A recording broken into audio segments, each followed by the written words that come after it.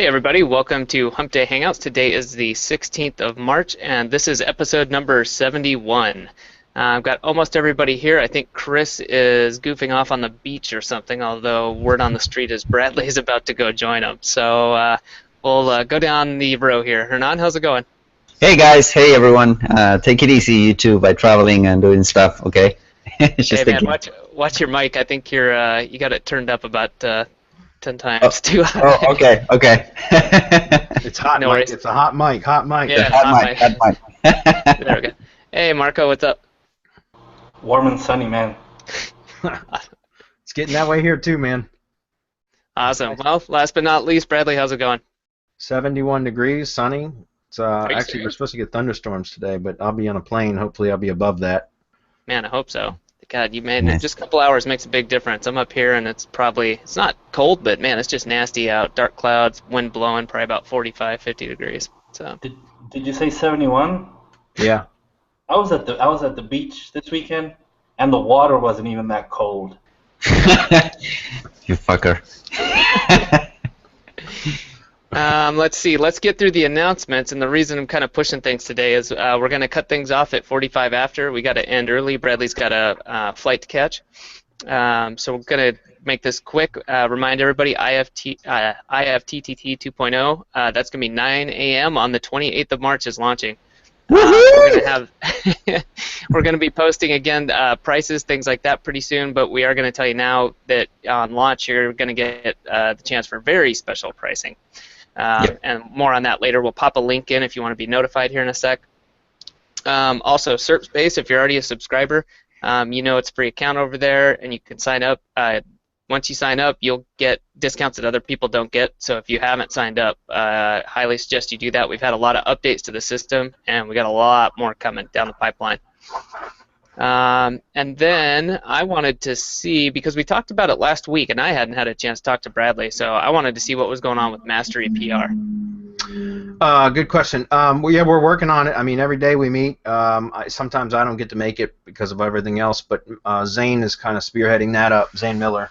And so we have what we call the bullpen every day at 3 o'clock or 3 p.m. Eastern, and we get together and work on the various projects. We've got several big affiliate products that campaigns that we've been working on and promotions, which is cool because we're trying to develop the system and then systematize it, create a procedure that can be documented and duplicated, so that if not all of it, at least parts of it can be outsourced. Because obviously, setting up a full-on affiliate campaign is a lot of work, especially for the bigger products that require more content, more effort, that kind of stuff. And so it's not something that I particularly want to do 100% of the work on my own every time, because it's a lot of work. So once we have a nice procedure in place that's repeatable, then we'll document that, and that's what's going to be available to where we can start outsourcing parts of it, which will make it a scalable model. But at the same time, we're also finding, because we've done a couple of promotions so far, and we're currently working on a couple other big ones, that the original idea was to go after just the high ticket items, because you don't have to sell near as many products. You don't sell volume, but you get large commissions. And so we're going after like the $2,000 products that pay out $1,000 commissions and that kind of stuff. But we're starting cold. Like MasteryPR, we're not mailing these offers to our list that we have developed for Semantic Mastery. We're starting cold so that we're on the same level playing field as the members of MasteryPR that are kind of going along this journey with us. So it's interesting because I'm seeing that it's difficult to send cold traffic to a $2,000 offer and have it convert. No matter how good our campaigns are set up, it's hard to send cold traffic to a $2,000 offer and convert. So we actually just talked about it today, just in the last hour during the bullpen, where we're going to start promoting the lower ticket items to get traffic in the door that will get people opted into an email list, particularly a buyer's list, and then the follow-up sequence, the email sequence, is where the higher ticket sales will come. So it's absolutely evolving as we go, which is interesting because I think that's the best way to do it. Like the people that are part of this with us, there's about 20 people in there that are, and less than that, maybe 12 to 15 people that are really active in the group. and out of all of us, you know, we're developing this together, and it's a process that we're kind of working on together to create, which is interesting because instead of us just having something done and then saying, here, this is how you do it, we're developing it together, and it's interesting because it gives us that level of interaction between us and our members that we hadn't had before, so it's fun. Cool. And I didn't know if we were going to share, but I'm going to ask you, and you can say no if not. But what exactly are you and Chris up to over the next few days? Oh, I'm going to Marketing Mayhem, and Chris, our partner Chris, he's already there in Orlando, I think. So I'm going down there for, you know, just to go rub elbows with other affiliates and, you know, people in our space, try to develop some relationships for various reasons. And also, you know, Lead Gadget crew is down there. They're in, so they invited me down, and that's in part I'm going down there for that as well. So it's going to be fun. I've never been to Marketing Mayhem. I hear it's like an internet marketing frat party. Oh boy. So I think I should fit right in. Good deal. And then we'll be meeting up at the end of the month in San Diego for the ClickFunnels conference. That's correct. So that should be interesting. I've never been to one of those either, so we'll get a chance to check that out and hopefully learn a lot as well as be able to hopefully help some people. So yeah. Alrighty, well let's get rolling. Yeah, we got about 40 minutes, so I'm going to go ahead and grab the screen and lock it on me. Can you guys see everything all right? Yes. Okay, let me resize this a little bit. Okay, here we go. We'll get into these questions. We're going to roll through what we can today, guys. I have to wrap it up in about 45 minutes or 40 minutes or so to go catch a flight. So, okay, Mark says, hey guys, I know you go after one keyword per video. With your video title, do you put the brand name in there too? Yes, Mark, I do. Most of the time, yes. So your example, like plumbers in Dallas, and then separator, Bob's Plumbing. Yeah, that's typically what I do, yes, because I like that whole branding thing. I think it adds kind of, it makes it look more legit. So I usually put the company name in there. Just one quick yes or no question. Sorry, when you have multiple personas attached, to one YouTube channel, do you use the same tier 2 for all, or does each tier 1 get its own content sources? Or can you do both, say, one brand and two personas? All three use the same tier 2, but also have other related content sources. Thanks. Mark, when you're dealing with tier 2 networks for YouTube, you don't need additional content sources. You can have them if you want, but you don't need them. The additional content sources that you use as triggers at tier 2 are only required for the blog syndication networks. So, you know, with the RSS recipes, you don't need that for YouTube, because YouTube, you don't have to hide the footprint. Especially if you use the recipes the way that we show them, the way that we shared them, which is just the embed, the link to the video, and then the link to the channel. If that's all you're adding in the recipes, then you don't need to worry about additional content sources to mask or minimize a footprint. It doesn't matter. We've never had any footprint issues. So for that, I would recommend that you just don't bother with adding content sources in. You certainly can if you want, but it's additional work that I think is completely unnecessary. It's not needed. And I always like to do the bare minimum to get results. So, but if you wanted to do multiple persona, like personally what I do is I always have new full 2-tier networks. Like if I'm going to create for YouTube syndication, guys, if I'm going to create a tier 1 ring that's a persona based or branded, regardless, every time I create a tier 1 ring, I end up creating the 3 tier 2 rings as well. It's just like I do a full 2-tier network, which is 4 rings in total. 1 tier 1, 3 tier 2s. Do that no matter what. So if I will start, if I'm just starting with a brand new YouTube channel and I'm going to create one full 2-tier network, great. That if I want to go add another tier 1 ring, then I'll go ahead and add that tier 1 ring, but then I'll have the 3 tier 2 rings completed and added as well. Even if I do it in stages. Like I just send the work to my VAs and they do it all for me, but if you were going to do it on your own, you could purchase, like if you were going to build it yourself, which I don't recommend, then you could just build the tier 1 ring and then build out the 3 tier 2 rings and add them at a later date. Or if you were going to buy it and you just wanted to buy 1 tier 1 ring now and then the 3 tier 2 rings later, that's fine. Whatever you want to do.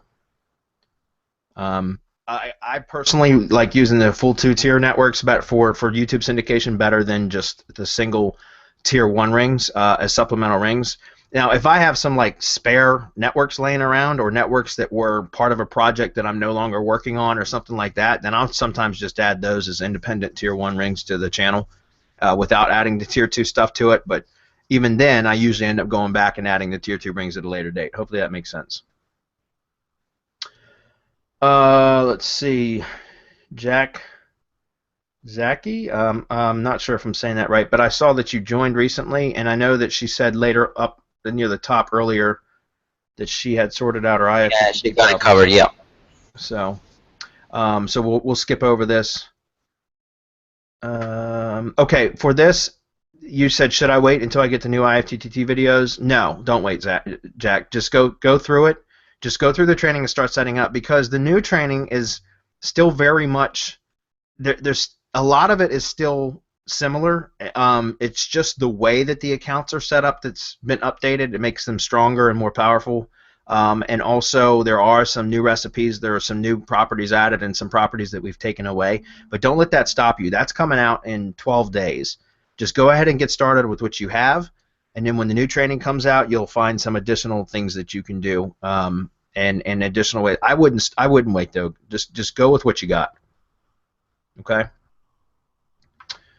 Let's see. And by the way, you asked about people's getting site audit and stuff. We do that in the master class, and I know that you joined that. So and in the mastermind, we also do it in the mastermind. But the master class is where we'll typically do site audits or put you in the hot seat if you want. And that's the next one's scheduled next Wednesday, March 23rd at 5 p.m. Eastern. So if you want to be on that, just post on that event page, which you can find the link inside the members area.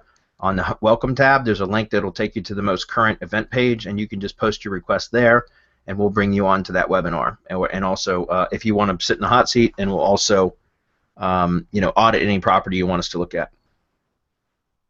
Greg says, I ended up with 2 Google Plus business pages for the same brand domain. The first was created as I went step by step through the IFTTT videos and created the YouTube channel for the brand.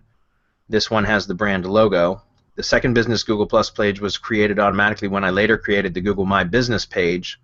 This one has the NAP and website info under the generic avatar area and the messages and the message to verify. Both are connected to the profile I created that owns the brand. I had the profile add my personal G Plus profile as manager, and the second G Plus page location with the NAP info is what shows up for me to manage. What is the best way to resolve this? Well, you can add yourself to both pages.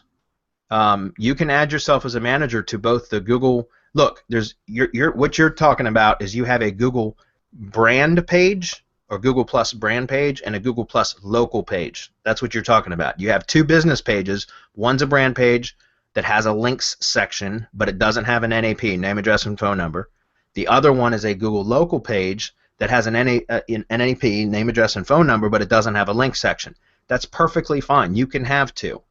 And what you can do is you can make yourself a manager of both pages, your main profile, I mean, a manager of both pages so that you can manage both. For example, we have the same thing with Semantic Mastery. We have a local page and we have our brand page, and it's perfectly okay to have both. We use our brand page more than our local page. If you're doing stuff for a local business, you can still have both pages, but I would recommend that what you're syndicating content to as part of your IFTTT networks, which is, remember, it's IFTTT to Buffer, and Buffer posts to the Google Plus page. I would recommend that you connect Buffer to the Google Plus local page, because that's going to help you to rank in maps. If you're doing local work, guys, and you have a local maps page, then I recommend that you use that Google Plus page as your page in your network. Or you can always set up a secondary IFTTT account and a secondary Buffer account and connect to both your brand page and your local page and syndicate to both. You can definitely do that too. But like I said, if I were to come over here and take a look, if you look at my pages here, let me just scroll down a little bit. If you guys can see this, we've got right here. There's 2 Semantic Mastery listings right here. Semantic Mastery, this is our brand page, and this is Semantic Mastery, our local page. And the way that I differentiated the 2 was I added Gainesville, VA, which is where our office is located, underneath that icon there, so that I can tell just by looking at my pages which one is which, because this one has that little piece of text underneath that icon. So that's the difference. If we open this one up and we open this one up, you're going to see that these are two different. This needs to be updated, this stupid image. But this is our local page, and you can see it's got the NAP here, and it's got that little icon, text underneath the icon. I did that specifically just so I could identify which one it was in my menu. This is our brand page. This is the one that you can see we syndicate content to, because do I really care whether my local page ranks or not? No, because we're not providing SEO services to businesses. However, it does rank in maps, and that's probably just because our brand is, got some authority now. But we syndicate to our brand page. However, like I said, if you're doing local, like for all the local work that I do, guys, I syndicate to my local page, because that's going to help it to rank in maps. Because trust me, your competitors aren't doing that. And their maps listings or their Google Plus pages that are for their local pages, they're probably not getting updated with content regularly. And if you're doing that through publishing content to your blog or your YouTube channel, that's going to be keyword-rich stuff that you're posting that's going to help your page to rank or your listing to rank. So hopefully that makes sense. Do not delete them. Just keep both of them. Just decide on which one you're going to use. I recommend using the Maps one. You can actually use both if you set up a secondary IFTTT account and a secondary buffer account and just connect. You can actually syndicate to both, and there's nothing wrong with that. Nate says, I posted a YouTube video with no IFTTT. I need your 2.0 course. I went to page 1 and number 6 in 2 days. I sent my client a bill, and then the ranking disappeared off the face of the earth. I do not want to make this site public in this forum. I sent it to you in an email. Yeah, I know. I got it, Nate. Do you know what the hell happened? IMF. Yeah, it's called the Google dance, Nate. It's normal. Yeah, it's normal when you have a brand new video, yeah, whether you are or you're not syndicating out. So, yeah, I mean, you should be waiting at least, I would say anywhere between a week and 15 days so that the results are are consistent, so that you wake up one day and the video didn't disappear. It's normal. It can go back to spot number 1 and then disappear again. So do not rush the build. That would be my advice. Yeah, especially, well, a couple things. With brand new channels, you'll see that a lot. You'll see that more with brand new channels than with channels that have been seasoned a bit. But even seasoned channels, sometimes you'll rank a video like, instantly or within minutes, and then it just drops and it's not in the top 100. It's like not, it's gone, and then it'll come back a few days later. And sometimes I've had videos that will disappear out of Google Universal Search, but they'll be number 1 in video search, which is the vertical search. If you go to Google and you click videos at the top, and then it's funny because like it'll be number 1 in video search, but it won't be in Universal Search, although other people's videos might be in Universal Search. And it just takes time, and oftentimes once it reappears back in Universal Search, it ends up, because it was number 1 in Google search, or excuse me, video search, it ends up ranking above the other people's videos too. So it just takes time. Like Hernan said, it can take a few days to several weeks. So yeah, and don't forget also that. Sorry, Bradley, but don't forget also that when optimizing, when doing SEO for videos, you're also optimizing for YouTube. Because YouTube is number 2 search engine in the world. So, I mean, even if you have a lower position on Google, you can still build a client based on your YouTube rankings. So have that in mind as well. Yeah, that works better for some types of businesses than others. Yeah. But yeah, that's true. So Nate, don't freak out. That's normal, man. That's called the Google dance, and it's absolutely normal. In fact, if your videos weren't dancing, that would be abnormal. Okay, Sky says, I was offered some cash to have a link placed on my blog. I should have been smarter, but shortly after that's why I giggled. I should have been smarter, but shortly after I assumed the same person built about 15 PBN pages with spun articles and linked to my blog. I don't see any negative effects at the moment, but how can I protect my site before Penguin or Gspam team comes around? From my understanding, the disavow tool does nothing. Well, that's incorrect, Sky. The disavow tool does work. I've recovered penalized sites by doing nothing other than just submitting links to the disavow file using the disavow tool. So that absolutely does work. Should I be proactive in 301 the blog page back to this guy's site, or would that be effective? And would that be effective with bad link juice? Yeah, you can do a 301, or you could do like a 408, which just means page gone. You can do anything you want. That's what I would do. Would either 301 redirect it away from your site, or put a 408 code in the header, which says basically page gone. It doesn't exist anymore. It's not a 404. It's a 408. It's basically telling Google this page is gone. Do not count anything pointing to it. Okay. By the way, the guy that created the PBN links has been mentioned in this group, and some of you may be using his services and offered the same deal. No, I don't. When people offer, because all the damn sites that I manage, especially a lot of them are just PBN sites or network sites. I get those kind of spammy emails all the time with people saying, "Hey, we'd like to place a guest post on your blog. Can you, we'll pay you to do so." And I always immediately hit delete on the email, because it's a bunch of bullshit. Unless you've got like an authority net site or something that like people want to be guest posters on, then I wouldn't do it, because that's what you're going to do, is get some jackass SEO that's going to spam the hell out of your post or your site. So, but the disavow tool works. I would still recommend, though, again, 301ing that page away, or doing a 408, and then it wouldn't even be an issue. You wouldn't have to use the disavow. All right. Kevin says, "Hey guys, I had 250 Tier 2 Web 2.0s created with the service, and they ended up creating roughly 4 articles on each 2.0. The thing is, they added one of my links to each article, so now each Word W2 has 4 outbound links going to my different IFTTT Tier 1s. I am concerned that my money site could be in trouble, because it sure looks fishy having 4 articles on a Web 2 with each article having only 1 outbound link, and they are all going to different properties of the same branded network. Is this okay, or would your suggestion be to best make use of the Web 2s? Or what would your suggestion be to? No, that's fine, as long as you're not pointing directly to your money site. That's not really an issue. Yeah. That's not an issue at all. If you've got 4 articles on each Web 2, and each article has 1 outbound link, and it's all pointing to different IFTTT properties in your network, your Tier 1 network, there's not an issue with that. Mm-hmm. Yeah, they are Tier 2, and what we always suggest, Kevin, is that you take it easy on the links that you are pointing to your IFTTT networks. For the sound of it, you're pointing just a handful of those links, so you should be fine. Yeah. And then what you can do is take those 250 Tier 2s now that are Web 2s, and you can kitchen sink those. Yep. You can spam those, because now you've got 2 layers of Web 2 links between your money site and the spam, and so you'd be okay to do that.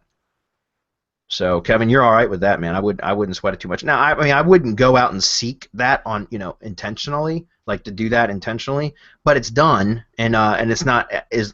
Thank God you didn't point them all to your money site, because then that would definitely be a bad thing. But this is going your Tier 1 properties. You'll be fine. Bacon, love your name. I bought the Project Supremacy plugin and have been experimenting with it. Was wondering if I copy images that have the exif tagging to the Google Plus page associated with YouTube page that I posted related videos to, or would this? I was wondering if I copy images that have exif tagging to the Google Plus page associated with the YouTube page that I posted related videos to, or would this create any issues? If you're copying images that already have exif data on them, I would strip it out and put your own. Is that what you're talking about, Bacon? I don't understand the question 100%. It sounds like you're saying you're copying images that already had exif tagging.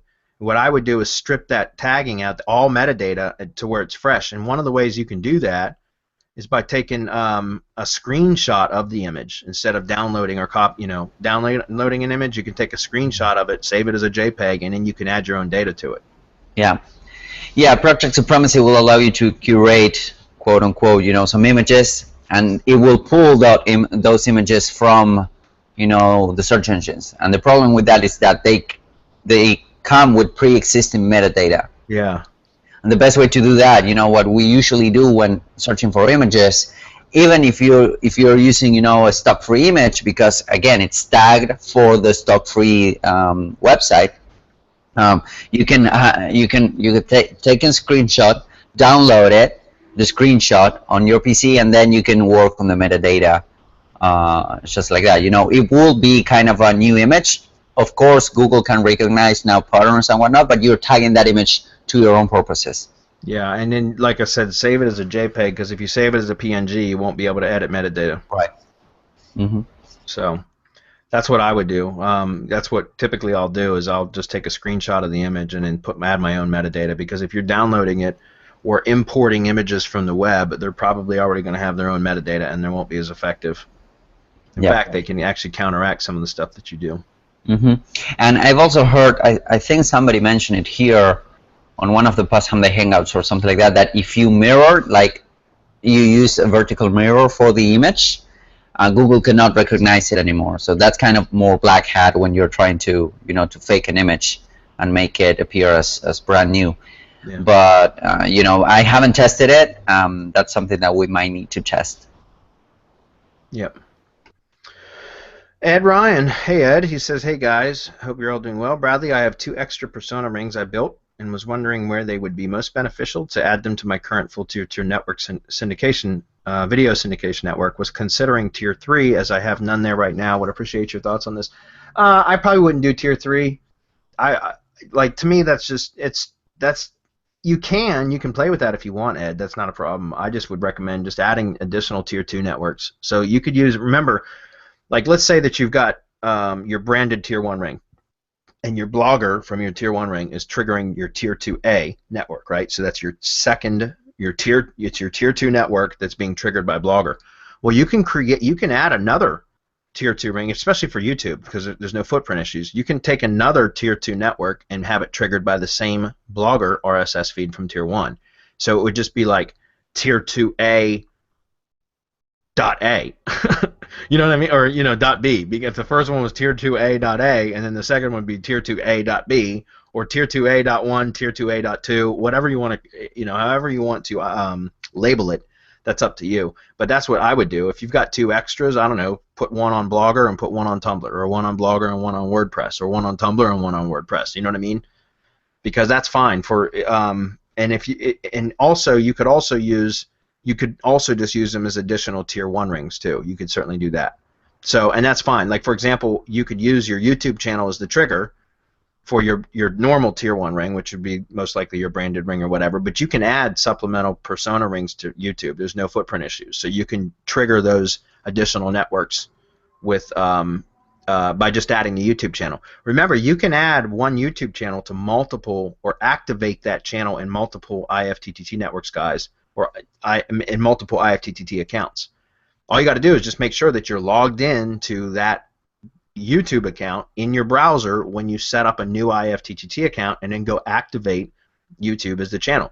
It's not limited. Your YouTube channel is not limited to being only activated in one IFTTT account. It can be in multiple IFTTT accounts. So you can put literally as many tier 1 rings on a YouTube channel as you want. Okay. Also having an issue trying to live stream. I have excellent upload speeds. Compress the raw file to WMV format, and is only running 10.6 meg in size. Save the file as 480p quality and format. Factory. I shut down all necessary programs. Startup. Have not tried disabling my Windows Firewall, as I have never had to before, because I don't like the security risk. When the stream is going on Wirecast, it shows me only using 6 to 8% of my total available RAM and 32% of my CPU. The stream ends up very choppy and delayed. This has never happened before, and I was wondering if you have any ideas. No, I had issues with MP4s, and I would just recode them as WMV files, and that fixed it for me.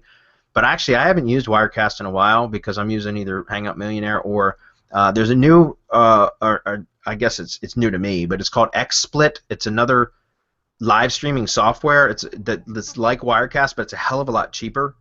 And I started playing with that a little bit. Adam, you played with that too. What do you think of it? I like it so far. I don't like that it's a little bit manual still, like Wirecast, but I figured out how to use it in 15 minutes. So yeah. I mean, it's not like I'm an idiot with a computer, thankfully, but maybe we could put together a quick tutorial if enough people are interested. We could put something out there. Yeah, I think it probably would be worth doing, because maybe after we launch IFTTT 2.0, we can put something together for people. It's just another option. I like it. It's pretty slick. So they have a free version, and then they have a paid version, and the paid version is a hell of a lot cheaper than Wirecast, I'll tell you that. Yeah. So. Hey, Bradley? Yep.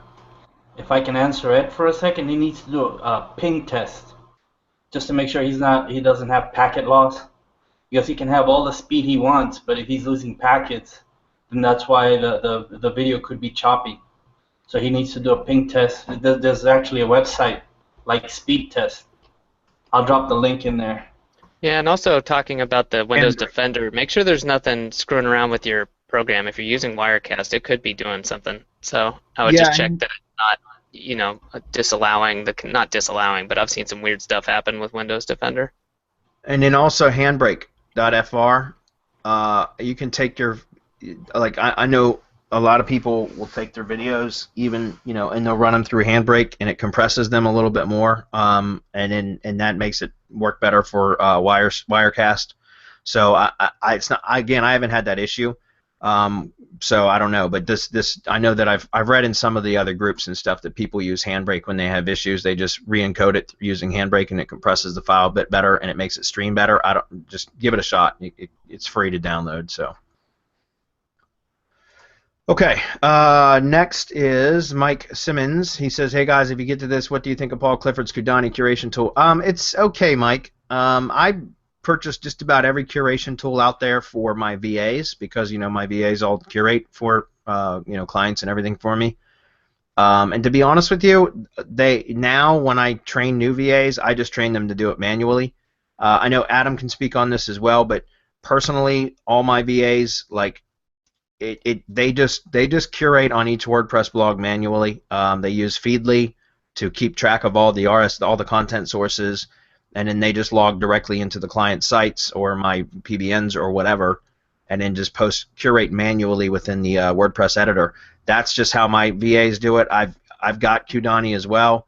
It's just something that it's not a bad tool, and if you want to use a tool, it's probably one of the good ones. I know Adam's probably got something to say too, though.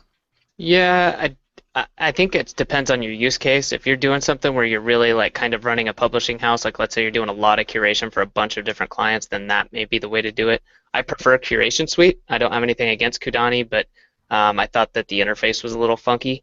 So for me, I just, I'm not running hundreds of sites or anything like that, so I'm able to use something like Curation Suite, which is just a plug-in, and then I appreciate the way it finds information better. But if you've got Curation Mastery, you can see kind of a quick review of all of those, and I'm not sure if you do or not. If you're part of the MasterMInd, you have access. If not, if you bought it, you can see it. But we go through Kudani, Curation Suite, Manual Curation, and a couple others, I think. Yeah. So you can kind of see what they look like and kind of some use cases. Yeah, I think we mentioned briefly some of them on the podcast. I don't know. I don't remember if it was this week or last week podcast, but I think, yeah, that was the case. I was using it manually, also because I do not have a ton of content to curate, so I prefer the manual route. But yeah, I think we mentioned the same tools. But yeah, Mike, I think you got the right idea. There's a 30-day money back. You know what? The only way you're going to find out is by using it. So grab it, give it a shot, and let other people know. I'm curious. I honestly don't know anyone who uses Kudani a lot. I think Bradley used to, but not to say it's a bad tool. So if I was you, I'd grab it. It's pretty easy to figure out, and I think a couple hours with it, and you'll know whether it's what you need or not. Yeah. Yeah, like I said, it just ended up because I've got so many different VAs that it worked out to where it's just better for me to just train them to do it manually. And they just run everything through Feedly as their content reader, and then they just find stuff to curate, and they just curate manually within WordPress. But yeah, I mean, Kudani's okay. I've got a license for it, and I had trained some VAs on it, but now just going forward, I just used just manual. There's nothing wrong with it though. Pick it up and try it if you'd like. It could make you more efficient. I prefer the manual route though, personally. Yeah, I was going to say, while we haven't given it a glowing review, there's certainly nothing that, as far as I can say, that we would, say do not use it. Yeah. I highly suggest checking it out. It may be what you need. It just, for us, hasn't been the tool. All right, let's keep rolling. Caesar says, I know it's probably not advised, but is there any real harm to hooking up your PBN to Search Console? No, I don't. Look, Caesar, as long as you are using separate Google accounts for each PBN, and so it's like a 1-to-1 ratio, it's okay to do that. Just don't hook your PBNs up to your Google account. What you can do is you can hook up PBNs to, so create a persona Gmail account and then hook it up to Search Console there. Then you can add your account as a user, but you won't be the owner. Your persona will be the owner, and I'm doing air quotes. that's fine. In fact, I do that with a lot of like the lead gadget sites that I build, which are like kind of like SurfShaker sites. I connect those to search consoles, and everybody says, "Oh, why would you do that?" I'm like, "Don't do that." Well, I do it, and it works fine, and I like it because it helps me to get them indexed, and it also shows me the data that I'm looking for that you can't get anywhere else, which is what kind of impressions keyword phrases and search queries I'm getting impressions for, and that kind of stuff. But I just limit my risk. I don't put all of my sites under my own main account. I just use a separate Google account for each site. And it's a good sign, it's a sign of trust. If you're using analytics and webmaster tools on a PBN, as long as you're using a persona account, a third-party persona account, it's a sign of trust. So I think use them, Cesar. And at some point, if you get hit or whatever, for whatever reason, and your PBN site gets the index, first off, having them on webmaster and analytics and making everything the way we're advising you to do, that drastically lowers the risk of having your PB in the index. But in any case that should happen, you can send a reconsideration request, and they usually respond back to you, so you do not lose that domain. You know what I mean? So. Yep, and you can just send them something saying that your site was hacked and blah blah blah. Yeah. That's usually how we get some of them back when we submit a reconsideration request. Yep. Like if you're buying PBN expired domains, like personally, that's another good thing to do is once you buy the expired domain, is connected to Search Console, because it'll tell you if there's any sort of manual action against it. It'll tell you in Search Console within like 24 hours. So if there was like a manual spam action at some point, and if you just purchased the domain, you can submit a reconsideration request. Say, I just picked this domain up. Put new content on it and say, I just picked this domain up, so if it had been de-indexed at some point, would you please reconsider it now, since I just picked it up? And do that through the persona account that you connected. You act as if you're that persona. Don't act as yourself. Does that make sense?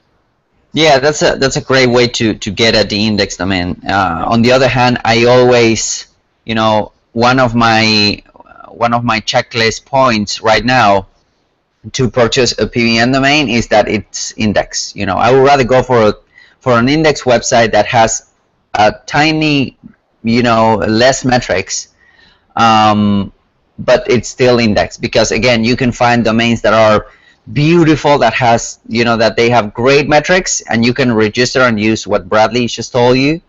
But most of the cases, if you find those domains, it's because they belong to a PBN at some point, and people just drop them because they were de-indexed and hit at some point because of belonging to a PBN. If you're buying domains like what we've talked about a lot recently, which is blue chip backlinks, sometimes those domains don't show as being indexed, but they were perfectly good domains.